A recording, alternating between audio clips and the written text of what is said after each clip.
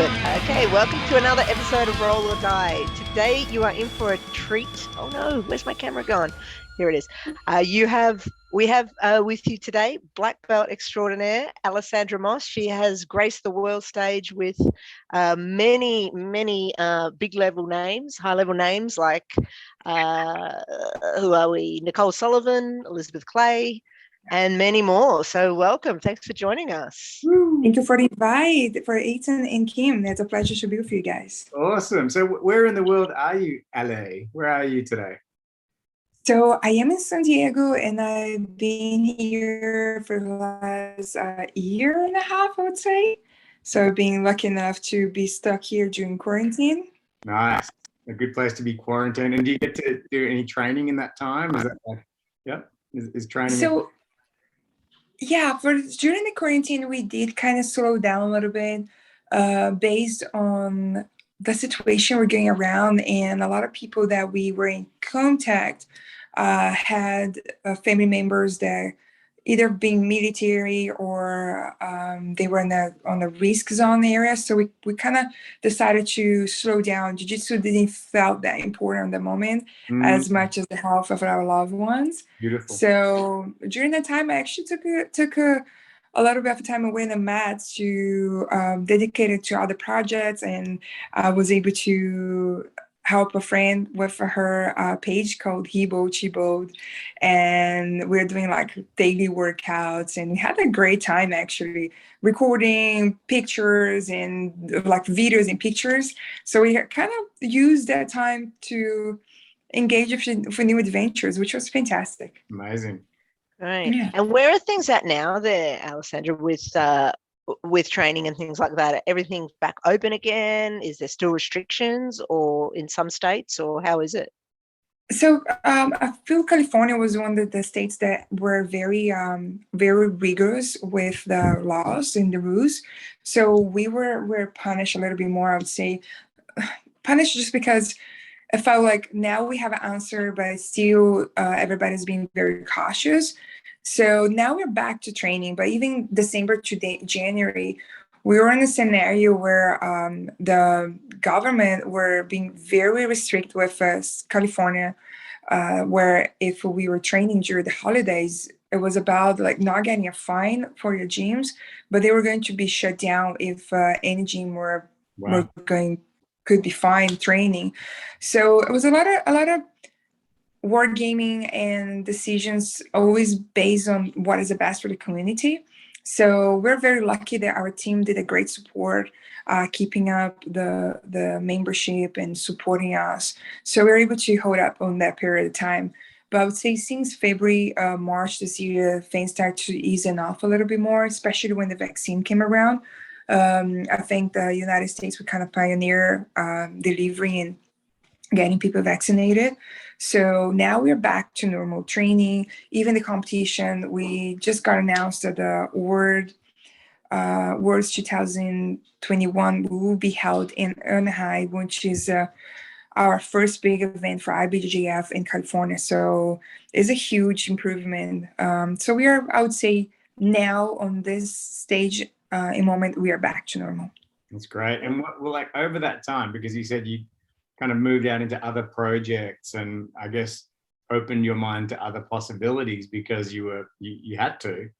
How has that, like, how do you feel about jiu-jitsu now? Do you feel like refreshed and invigorated about it, or do you feel like you've lost some connection with it, or do you feel like you've grown differently with it? How do you feel about it? I think you ended up realizing that the dedication we put into jiu-jitsu competition training and the discipline, there's a fear of us that if we don't do jiu-jitsu, I'm good in something else. So we realized, for me, the realization is I can do everything so well as when I focus on my, not saying I'm good at jiu-jitsu, but just saying when I won the competition, I got focus and discipline for that goal, and I was able to transfer the same determination and open-minded as a white belt to learn and to accept people feedback, advice, and information. So I use the time to do studying, and like I said, learning how to do video and becoming like a video recorder and editing everything else, which was a lot of fun. So during the time, because you had jiu-jitsu and coming back to the jiu-jitsu scenario now, I would say would be a two different scenarios, being able to train during the period and be with my professors here. I would definitely feel my jiu-jitsu would be kind of 2 steps forward at the moment. And obviously not be able to train as much, or even just be in the on the mat time, which I would say using that time to sparring. I feel that my jiu-jitsu is a little bit behind, but again, I can't complain. I worked 8.5 years to be here in San Diego. Even that I didn't thought about moving to live here. I thought about coming over for 6 months at a time or 3 months at a time and do my camps and just learning from Professor Clark and the whole team in here. So now I'm here living the dream. So it felt like, oh, finally I got there. There was this pressure about I have to perform. And especially in this last competition, I think was a great example. I was mentally ready. I was perfect timing. I had the people I want to fight against. I was burning out and I got super sick and didn't perform. Right. So what I had to say is it hurts.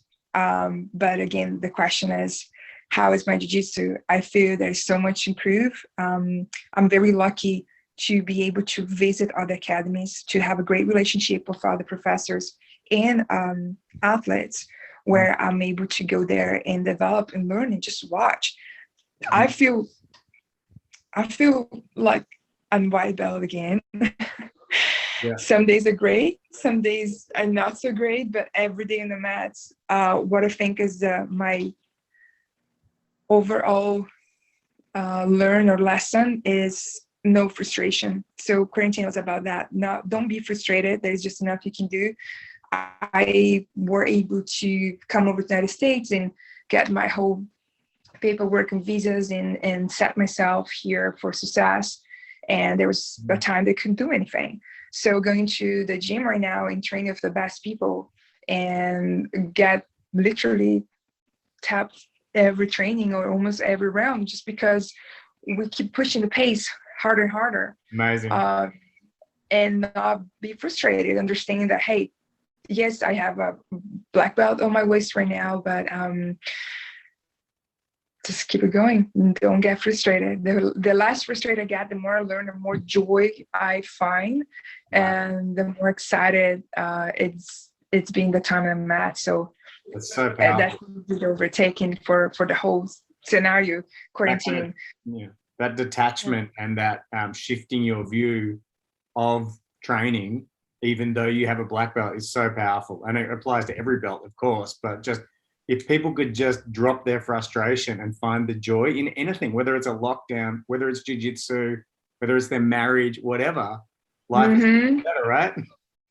Oh, for sure. And again, I kept saying to my family, we talked a lot about what should I do moving forward and maybe come back to the United States on later on to persuade this dream and this desire. But my thing is, I trust my heart, I trust my guts. And I was like, I said to them, hey, I waited for so long to be here. And again, I can't let this frustration or this security, there is something security. If I go back to New Zealand, I have a full status of my citizenship, so I can work in anywhere. I can kind of do whatever I want there, work related financially. And here I'm very restrained. So it's very challenging, getting the puzzles right. And something that Professor, one of my teammates from Brazil, just came over 2 weeks ago to San Diego, and him and his wife is still here for another week. But he was a black belt when I first started the mats. I remember my first day step on the mats in Brazil for my original team, for Ronaldo Cruz.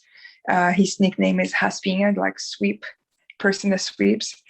And now they're checkmate. So this teammate of mine, his name is Abraão Amorim. He was teaching a seminar for us, and it was really enlightening because he was using this analogy, saying that you're using the right technique for the wrong timing. That means you got a puzzle for the right picture, but you're not put in the right spot. So it doesn't matter, you got super good at something and you have this great technique that you want to apply. I don't know, let's go back to Allesandra. But it was the wrong timing. There was no space for the last, it was time for the Lahiva. So it's a great analogy that he used. Is like, don't get frustrated, don't let everything go because you're not using the right move in the right time. That means it's going to be the wrong move. However, the greatest you do ever. So that's what I was saying to him. It's funny because that's what happened to me coming over here. Like I got everything kind of set up and waiting for it. There's a lot of challenge piece, like puzzles and pieces that I can put it together now because something else has to happen. But it's challenge. So I wouldn't go back home right now to change like certainty, knowing that I would have a job or have everything set, and to be here right now just like struggling on the sense of challenge and thinking how I can get this, how I can get the other thing done. And again, fighting, like I said, fighting now as a black belt, fighting against the best people in the world, like Elizabeth Clay. Huge admiration for older girls on the mats, because everyone that arrived to this level, they've been through a lot. Same with the guys, no disregards to everybody's hard work. But as you arrive on this level now, it's very humbling. And the expectations that we have, a little bit of our ego, that things like, oh, I really want to perform and do well. But I believe God's in charge, and there's a time for everything. Everybody works hard. This time right now is the other girl. So Professor Boogeyman said that, Richie said, lucky damn that today wasn't your day. So let's keep it working, because when is your day? There is no luck to anybody. So I really like that. And that's why I keep going, time on the mats, hard work. Don't let the frustration take over, and just keep it like this massive picture and the puzzles that you want to put in there, and they will come around. Wow. And Ali, you and I got to know each other at mostly through the Bia Mosquito Letitia Herrera camp in New Zealand, which you basically organized. Can you tell us about that? Tell us a bit of background about that camp, how you put it together, and whether in the future there might be any more. Yeah, so it was such a great time. It was funny because, number one, thank you for you ladies coming from Australia, coming from Japan. We had a girl from China, I think it was somewhere around Canada. Asia. Yeah, it was Japan. Yeah. Japan, right? Yeah. So we had girls from everywhere coming over. And that for me was like the ecstasy, because the highlight, all the support I had, the female community, even though we didn't met each other personally, we kind of like bounced it off and had the conversations. And you girls came over. Never had organized an event on that magnitude before. So it was very overwhelming. And I was like, I had so many spreadsheets, like Excel spreadsheets, to organize everything, make sure everything would be tidy. So it was a great connection. Number one, I always admire Letícia Ribeiro. Letícia Ribeiro, Michelle Nicolini, and Kira Grace were the first three female that I was exposed to. They're the first three that was in high-level competition. Like Alessandra also is one of the first competitors are female, but I didn't got to see her videos at the time. So Professor Letícia, she has a great influence on my mindset in jiu-jitsu, and be able to bring her over to New Zealand was actually more a kind of that dream moment when you meet your idol, So as you girls were like enlightened, I was up to the moon, just be able to have her and be with us there. So for me, my main goal was make sure everybody's going to have a great time. We could share world-class jiu-jitsu and plant more seeds on women's heart, that we can train, we can work hard, we can have families, we can be this strong female and still feminine, still authentic, and go there and have a good time for a week or so, go back home and train and spread more this other seeds of jiu-jitsu. For me, that was one outtakes, because I felt that, like you said, I get messages from girls all the time asking how I am, or I check on them with you. And it feels like that little cycle that keeps coming back, but always stronger. So for me, it was number one. Meet Letícia and Bia. I was able to get closer from them. I because we had to get to know each other to work together, I was able to, when I was visiting in 2018 and 19, I was able to go to the academy and train for them. That always received me with like open heart, get awesome training with the ladies there. And then when I got them with us in New Zealand, was even better because we got to know them more on a personal level where we are able to share our experiences. And for me, again, I was able to sit down at the dining table with Leticia Ribeiro, just hear the stories and the things that I watched in the videos as a white belt in 2011. And then now I was just sitting down there like, oh my goodness, it's just like so special. And I couldn't just get my mind around it, how special was that moment. And with you ladies, when I step in, because Aiden, just giving the picture, the academy was, it was like a three levels stairs. So as you arrived on this location, you can't hear anything. But as you went upstairs, you just started to hear this mumbling, this rumbling sound. And then close your gut, I was on the academy, it was like 80 ladies. Wow. Waiting for Leticia and Bia to start. And everybody with this big smile, like it's Christmas Eve. Wow. Every day, 7 days of Christmas Eve. I was just breathtaking for me. Some days it could be in the mat, some days it couldn't be in the mat. I just sitting there and watching everybody excitement and having a good time. That was the cherry on the cake. That's 100%. Yeah. Hopefully we're gonna do more. I don't know yet. Yeah. We see. But yes, we'll see. Finishing that one. Hopefully we can do more. Based on the quarantine, we kind of like we talked about it, Leticia and Bia, professors, Leticia and Bia. And it was more about how it was unsettled. So you never know. I'm here in the United States for probably another 2 years. So I need just to kind of gather my puzzle, how we'll do. Leticia have 2 locations that she would like to do the next event. So I think we'll just base on that, when our restrictions going down, and then getting the location for us to make it happen. Amazing. Awesome. You talked about, is it my turn, Kim? Sorry. Yeah. Okay, cool. You talked about Professor Boogeyman and Professor Clark. I'm thinking you're talking about Richie Martinez and That's right.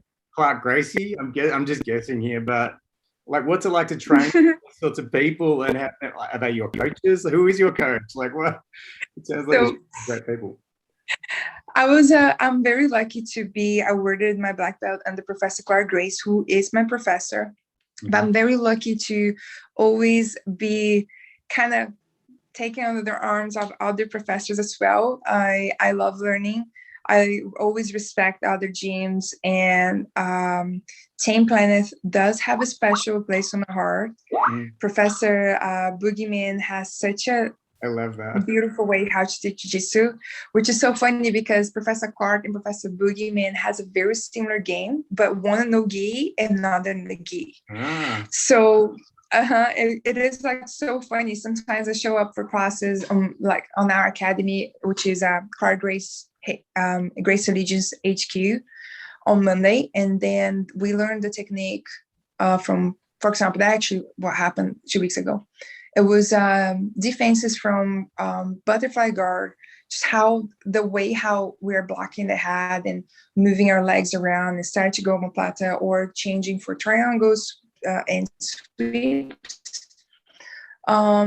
Tuesday we went to Professor Boogie's class at Team Planet, and he was teaching pretty much the same initial setup, the same push, and then everything changed from there.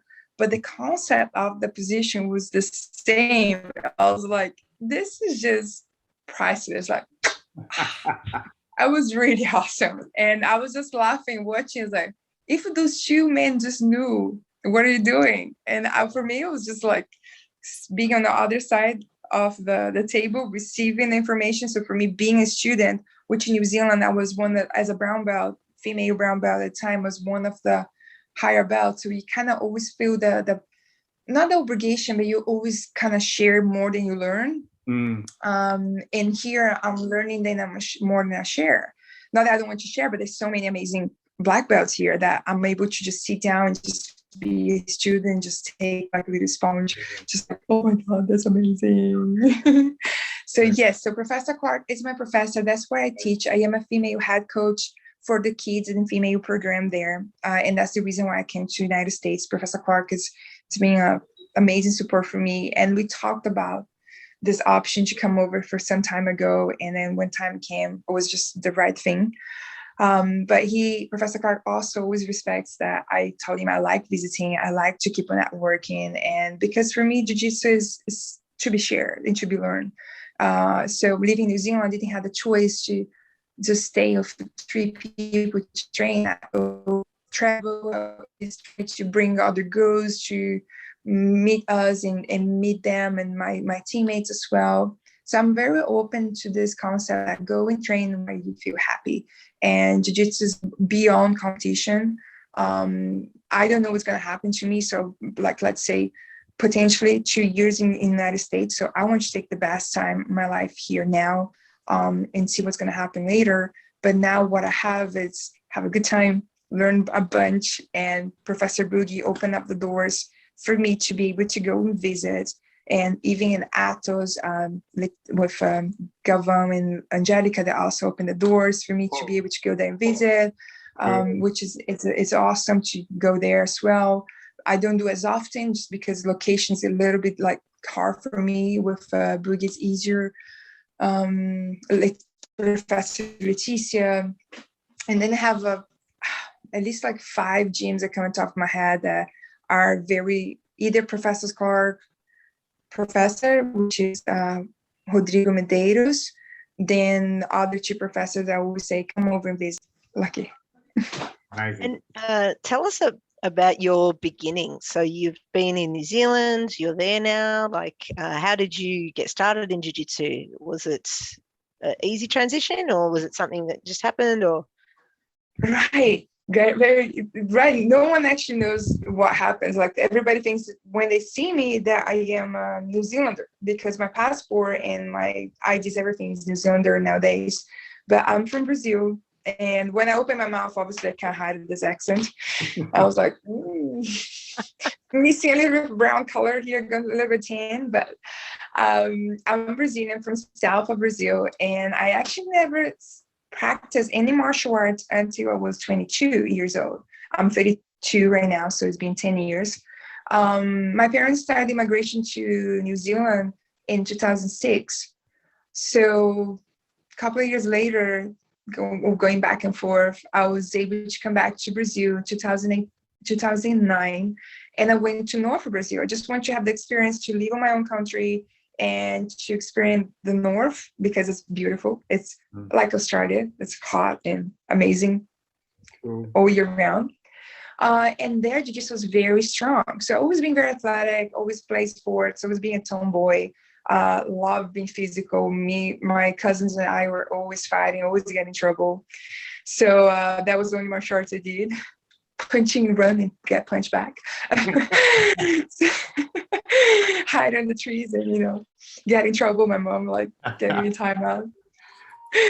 So then finally 2011, I met some black belts that were surfing, and I was surfing as well. And they just invited me to come to the academy, and that's where everything began. At the time, I was disengaged of practicing a specific sport, just having fun.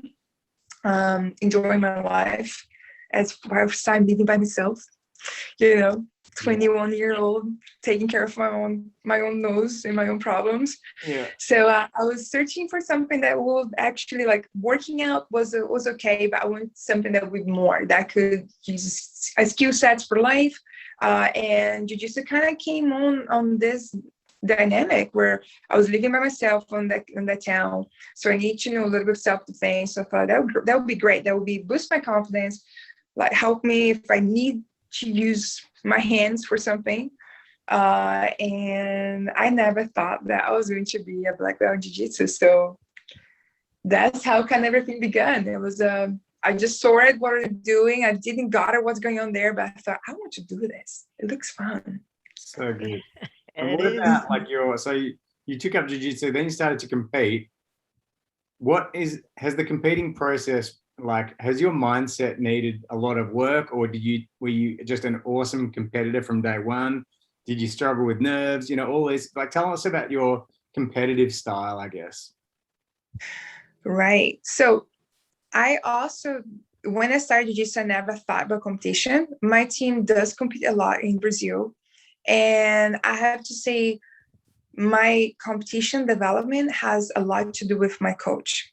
My professor, he is very supportive, and he's one of the kind that I've been seeing around, like very few of them. He was the one that 15 days, I was training like for 15, 20 days.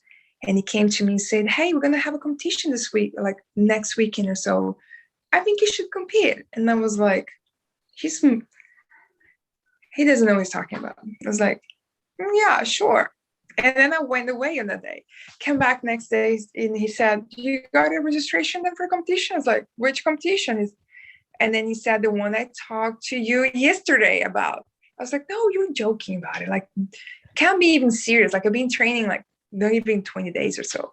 Yeah. So he said, no, I think you're going to be fine. Look, the earlier start, the better it will be, and a small comp. And they said there's a trial for the words, and you should try.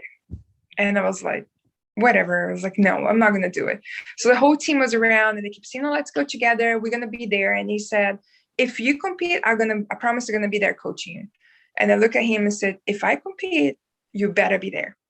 And they started, and they like, I pinky promise they're going to be there. So that's how it started. I was a month and 15 days training jiu-jitsu when I started my first comp. It was at regionals. It was like a trial for the regionals for the words, but like, didn't really matter if you win or lose. You could just go the words. There wasn't a thing. Mm-hmm. And I only knew 3 moves. It was crazy. I was like, but it was a lot of fun, and I had a great time. The fear was huge, and I think that's what jiu-jitsu gets me the most. Every time I'm going to compete, my nerves I have to get out my mind a little bit, or a lot.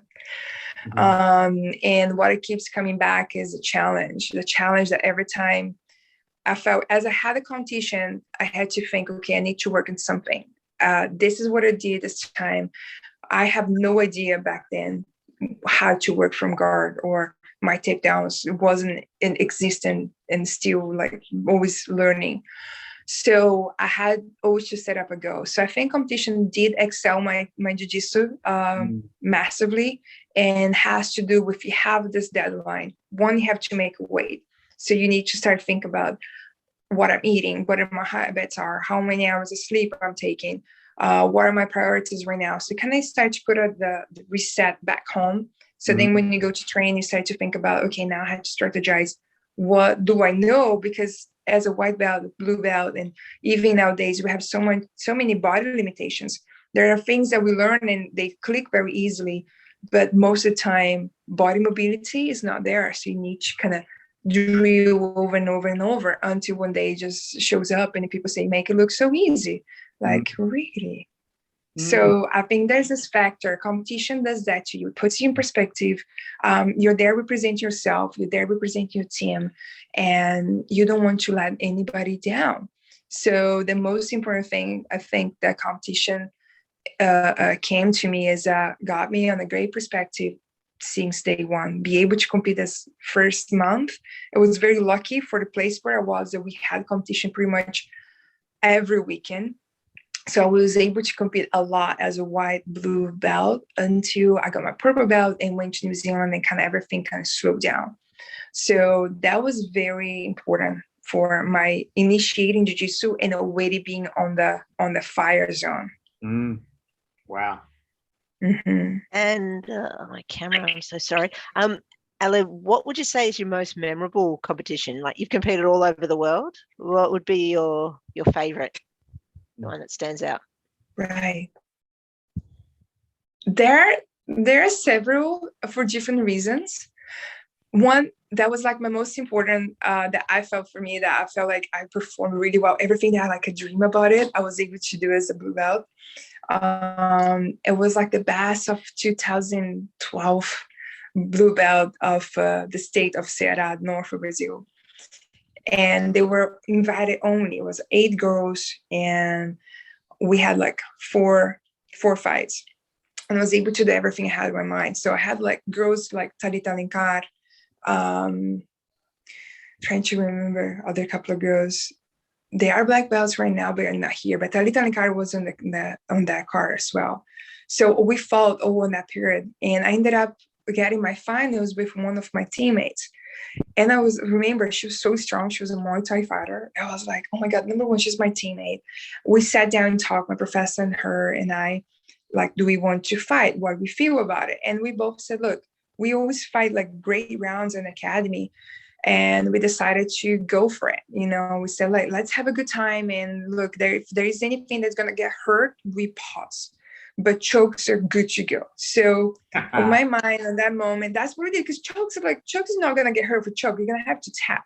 But, you know, if you get umber or something, and we just like let it escape, and let's be nice on that point. But let's have fun and go to town, you know. He would get her back. And that was like the final that was on my head. I was like, I was able to get her back. She stood up. I was like on a little backpack on her. And on my head, I was like, I want to do a bow and arrow from standing. But I was like, oh my God, am I going to hurt her? But I thought, if I get it, she was going to give her knees, and then she's going to fall. And then we're going to go on the side, and I kind of let it go. So that's what happened as a blue belt. I was able to, as my teammate, she stood up. I go to my bow and arrow. I went sideways, and she tapped on there, and I was like sideways. Wow. That was like, cool like move. a blue belt. Can you imagine? I was like, I was on the moon. I was like, never done it again. Whoa. But it was like my ecstasy of the moment. I was the most excited. It was really good time. She had a good time. I had a good time. No one got hurt. And that was like, as a blue belt, was the most memorable. I did compete as a blue belt a lot with like Abu Dhabi trials. Again, I got other girls like Catherine from Checkmate, like a lot of good girls as Natiele Jesus. So I was able to experiment fighting with those girls, the blue belt, all in Brazil. So that was like a great time. Then I had Australia. New Zealand, we had okay, I suppose everything's coming in my head. So that's Brazil. Then went to New Zealand, started to do MMA, got 2 amateur fights, were very, very interesting. So it was the most intense time of my training, getting punched on the head and kicked and taken down by the Maori boys that we had training with us, which they're solid. They're solid. Yeah. So if you got one of them down, like in ground and pound with them, you can make it. So wow. So it was a good time. And I would say it had a huge impact on my training and my mindset during the time. So my 2 MMA fights were very interesting. I had a good experience, both of them. And then go back to Jiu-Jitsu, where we had my first super fight as a purple belt. It was an event called Artaxis, and I had the pleasure to compete in another purple belt, which had a good time. It was the best fight of the night. I still nowadays walk around and somebody will mention, like in New Zealand, if I walk in the gym, they will say, yeah, sorry, Artaxis. The girls had like the best fight of the evening. So it was a great highlight. Just because we went after each other. It's just like what you see right now on Fight to Win and who's number one and people falling off from the stage, you know, we just went for it, you know, no holding backs. I think moving forward as a brown belt in Australia for the Abu Dhabi trials, my first Abu Dhabi trials as a brown belt was such a long time I had competed in Jiu-Jitsu. I was so nervous and had a great time. So that was a great highlight. Obviously, then coming back to the United States, my first competition at BJJF, also as a brown belt. Oh, I was shitting my pants. I'm sorry. There's nothing else I can describe. It was like first time step on the stage where you can see all the best coaches right behind, supporting the students. You know, like Nikki Sullivan was there. We got like Andrea Galvão or all the black belts or actors behind the. You look it over. It's like, don't look it over. Like, pretend if you just don't look at, they don't exist. Amazing. So it's a big deal, you know, winning or losing. That's why I started to talk to myself that I need to be as happy when I lose as when I win, because the work that I put it together to get there. Unfortunately, that day I did decisions or I did mistakes, And that's what I need to work on, but not, again, allow the frustration or anything take me away from there. And the finalizing, my biggest highlight, I would say, would be the Abu Dhabi, being as a brown and black. And that's actually supposed to be my last comp. I was about to just like, you know what, I'm just going to do this for fun. Going to finish it off. It was April 2019. And I was like, this is where I always want to compete at. So it's been 8 years I'm doing jiu-jitsu. I'm very proud of everything that happened, where I became, where I started to where I am now. And I think it's time to move on. So I just went, had a great time, 19 days training there, where I was able to train with amazing professors who I mentioned all the time. I was training twice a day, like hour and a half, 2 hour session, and did not get bruised on my shin or under the armpit. It got all bruised from the grips because they're training with a 2nd degree, 4 or 5 degrees black belt. So they're like soft, but so strong. And that was, the whole experience was just mind blowing. So be able to get 2nd place in Abu Dhabi Pro, it was pretty cool. I would like to be first for sure, but I fought with Tamara Silva, which she's in her top game. She's been phenomenal, training and competing so much. So again, decisions made it. I remember we had like 4 matches the day before, and I just went home and I went to drill before coming back next day. I woke up, I felt like the day on the finals, I felt like a truck had parked the car 5 times over my body. And get yourself together and also compete next day again. It was mentally, it was tough. And you could see she was so nervous as I was, so that's what I admire in jiu-jitsu. When you put it, the other competitors get nervous as you are to step on the stage, that just brings us all together, seeing that we are all fighting under the same pressure. That's pretty amazing. Wow, you rock. I don't know. I don't know if I rock. I just, like you I rock. said, You're seriously an unbelievable human being. I thank you so much for coming on. Kim, we're going to have to say goodbyes to this wonderful human being. So maybe I know. I think that's a beautiful place to end it too, actually. Yeah. So thank you so much, Ale, for joining us from the other side of the It's a world. What's pleasure. wrong with my computer? Really nice. But yeah, we will have this episode out soon. If you could share it on your socials, that would be awesome. Help grow our audience. Pleasure. But look forward to seeing you hopefully soon in person once we can travel. And come back I on know. one day. There feels like so much more we could talk about. So yeah, come back on another It'll day. be a pleasure. It'll be a Part pleasure. 2. Thank you so much for having me over, and for everybody that are tuning in with us. It's a pleasure, and I can't wait for us to have another talk. Sounds great. Okay. Thanks, Ali. All right. You guys See have you soon. a great day. Thank you. See ya. Thank Have a you. great Bye. day. Bye. Bye. Bye.